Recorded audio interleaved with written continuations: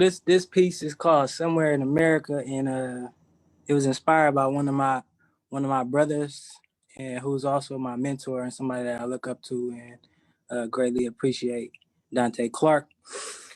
And yeah, somewhere in America, there's children suffering from malnourished love, being shuffled from home to group home, school system to juvenile hall, trauma slowed down brain development. Babies are being treated as adults, expected to know right from wrong. They're just trying to have a good time. Childhoods were shattered years ago. They go from couch to couch, searching for the love they yearn, but aren't ready to receive, yearning to fit in everywhere they go. Pre-rolled backwoods, double stuffed cookies, hazy living, blurred vision, last $20 spent on weed before they eat or figure out how they're getting home tonight. Running from reality, content with living in a fantasy world. No one took the time to slow down and love them. Single mothers be exhausted, especially with more than one child to raise. There has been a consistent manhunt for fathers to show up for their families. Some are buried 6 feet deep in prison cells, engraved in headstones. Others are still searching for father figures themselves.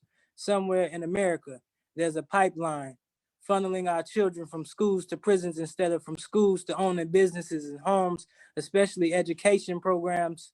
Special ed education programs cripple our babies before they learn to walk on their own. Counselors can't balance their caseloads, so youth with low grades are looked over.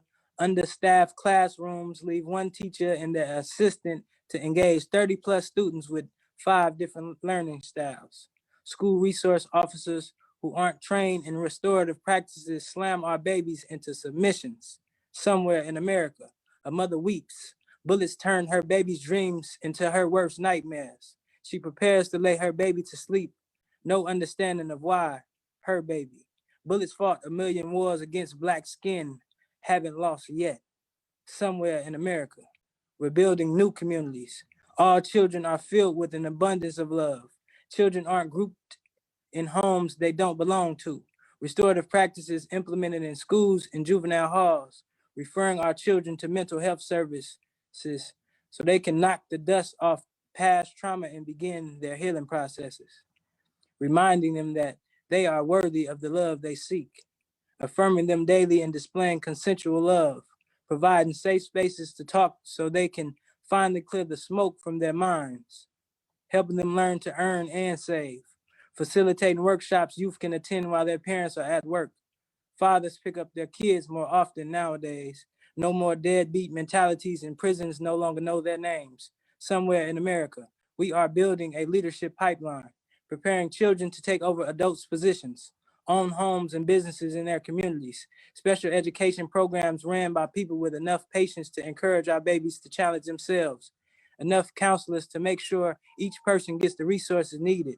There's more than one teacher per class, engaging them with all 5 learning styles. Schools are restorative practitioner training grounds. This is the beginning of the new America.